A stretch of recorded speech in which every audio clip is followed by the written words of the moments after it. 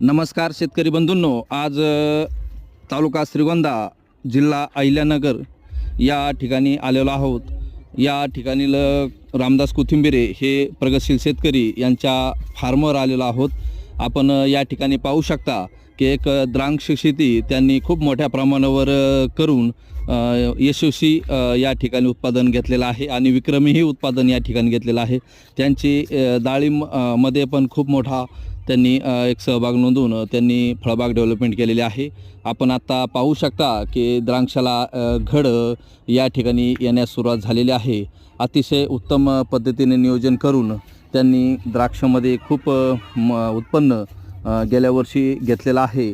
नक्कीच नवीन महाराष्ट्रातील शेतकऱ्यांना मी किंवा नवीन तरुण शेतकऱ्यांना विनंती करेल की आपण श्रीगोंद्यामधील रामदास कोथिंबिरे यांच्या फार्मवर येऊन आपण भेट देऊन नक्कीच एक व्हिजिट मारा।